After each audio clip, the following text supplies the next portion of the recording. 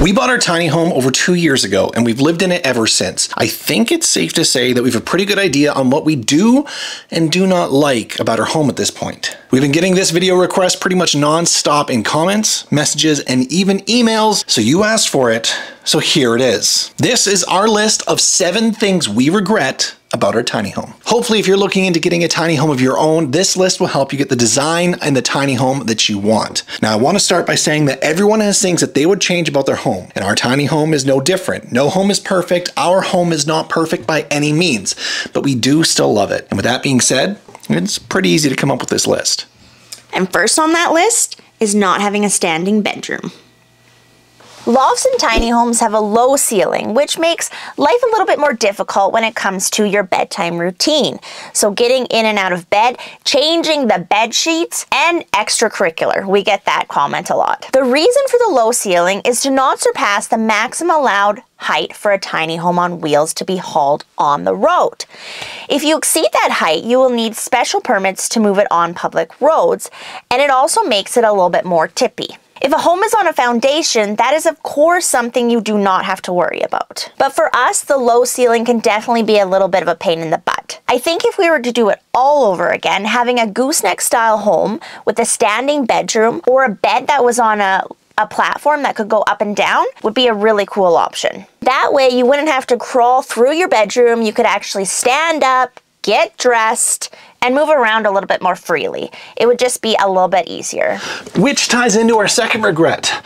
Our secondary loft is pretty much just storage due to that, the height that we were already talking about. It's not really a comfortable space to lounge about up here at all, so it's become a place just to store stuff instead. We did at one point have a couple bean bags up here that we tried to create a bit of a space like that for, a lounge and chill area, but it didn't really work out too much, unfortunately. I mean, there are some chairs that you can get that sit directly on the floor. They don't have legs or anything, so it is much easier for a space like this. And we thought about purchasing it, but it's just something we haven't done to give it a try yet. And so this loft right now is just storage. Don't get me wrong though, the storage space is nice for sure. In fact, we even have enough room up here right now to raise some baby chicks, which is why you're probably hearing a little bit of chirping as this video is going on right now.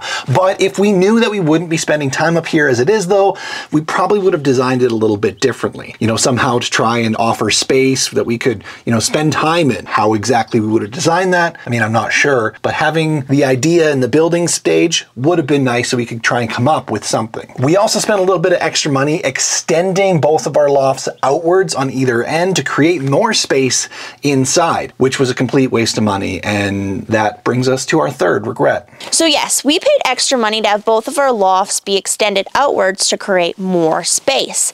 Both our sleeping loft and the loft we use for storage, which sounds like a fantastic idea. I mean, extra storage in a tiny home should be a huge bonus. However, being that we live in northern British Columbia, we are, as you can see, in a cold climate, and that is our problem. Since we extended our lofts outwards, this portion of the loft now has 1, 2, 3, 4, 5 exposed sides to the elements, and it gets cold up here. Minus 30 degrees Celsius is not uncommon, and we've even experienced below minus 45 degrees Celsius in our tiny home. It gets cold. So no matter how well it's insulated, having all these exposed sides means heat can dissipate and escape a lot easier. Because of this, these loft extensions get cold and we cannot put things directly on the floor above those overhangs. The reason is because that cold, coupled with something preventing airflow, can promote stagnant air, condensation, and then eventually mold. Think, when you have a cold surface exposed to warm air, the moisture in the air condensates, and if we allow that to happen inside our home, it's going to be a pretty dang big problem. So the space we wanted to create is essentially useless except for well-spaced out shelving that allows for good airflow. It's unfortunately caused us a bit of stress since moving into our tiny home. Not gonna lie. Which is where BetterHelp, the sponsor of this video, comes in. If you're like us and you find yourself needing someone to talk to, BetterHelp makes starting therapy easier and much less intimidating. With BetterHelp, you can have therapy sessions in the form of phone calls, as video chats, or even messaging, whatever's comfortable for you. They can even match you to one of over 30,000 therapists in their network based on your needs, preferences, and location, which gives you access to a wider range of expertise than what may be available in your city. I know for us, living as rural as we do, the options options are rather limited. Which is why we just signed up and created this partnership with BetterHelp, so you can too. You can easily get started by filling out a questionnaire. It will ask you questions about what challenges you're facing and what kind of therapist you'd like. And then BetterHelp can match you with a therapist specifically to help you. A match with a therapist in most cases happens within only 48 hours. Then you can schedule therapy sessions at a time that's convenient for you. If you feel like your therapist isn't a great fit, you can easily switch therapists with a click of a button in your settings at no additional cost. Boom, easy. There's over 4 million people who've used BetterHelp to start living a healthier, happier life. And BetterHelp has created a way for you to join and save in your first month. Click the link in the description or visit betterhelp.com/wickedlife and you'll receive 10% off your first month of BetterHelp. Clicking the link will help both this channel grow and you connect with a therapist. You won't regret the help, like we regret these things about our home. Speaking of which, we didn't put enough windows in our home. We currently have a total of 10 windows, which doesn't let a lot of light in for us. I mean, we could have used a couple more key spots, that's for sure. Above our cupboard, up high here, in particular, is one spot that we wish we had put another window. If we had one up there, it would help bring a lot more light into this main living area, in this main space where we spend majority of our time. Even right now, in the middle of the day, I made sure to put an extra light source over here as a key light for filming this video specifically because the light isn't all that great. Plus, more windows would help with our plants a lot. Up here, we got a lot of plants, and having a light up there in that particular spot high above the cupboard would really help them too. So not only is it us in our living space, it's also the plant life that we choose to put in our home that those windows would help. Now, windows aren't too terribly difficult to install. We can always do some renovation work and add the extra window or two later whenever we want. So I think that is something we might do eventually. But in the meantime, we're just sitting here wishing that we made plans originally to actually install the proper amount of windows that we'd like in our home. Now, if we do add more windows though, I think we're gonna add like maybe some round ones or a couple different ones with like some style or interest, get creative with it, you know, just to bring that style into our home a little bit more. Don't mind the sound of our chickens in the background, but the next point is more interest on the exterior of the home.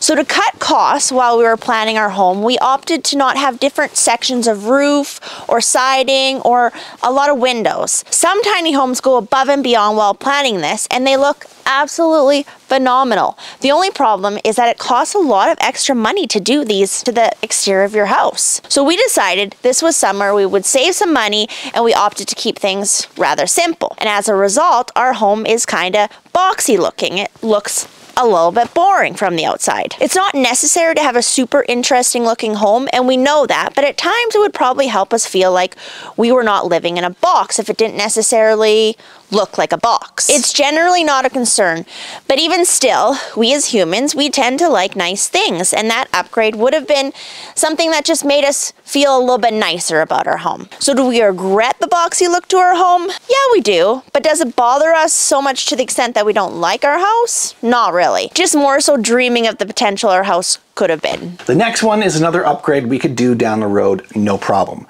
It's just a matter of spending the money. We regret not having curtains in the glass French doors of our front door of the home. It's a pretty trivial one for sure, but there's these doors you can get that we previously had in another house before we even bought the tiny home, and they have this glass just like these ones, but inside the glass there's these little mini blinds that go in there. They're slim, discreet, space efficient, and they look super sleek. So to explain why this trivial one is on our list, we spend a lot of time at home, we're self-employed, and our home is pretty much our office. We sit back on the couch. It's quite a popular spot for us to relax and work and get things done on our laptops. And while we're sitting here, depending on the time of day, light spills in and shines in our eyes, making it really hard to see what we're doing on our computers. The sunset, in fact, usually sets right about there.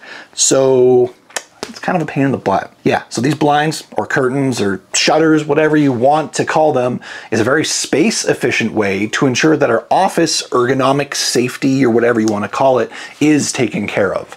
Just because we're at home doesn't mean we can't take care of these things. They're just as important at home to get the job done, just like at work to get the job done. So yes, not having these doors with these blinds inside is one of our regrets. Now the last one isn't very exciting, but would certainly be missed or important to some people.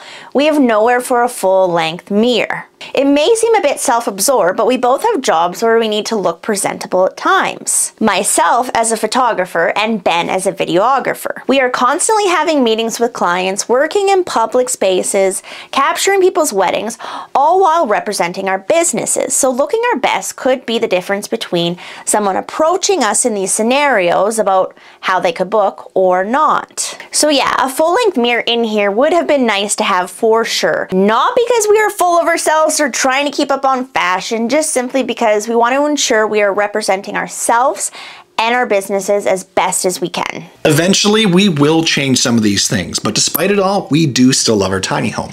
Thanks for watching. Don't forget to like, subscribe, and click that bell for notifications when we upload.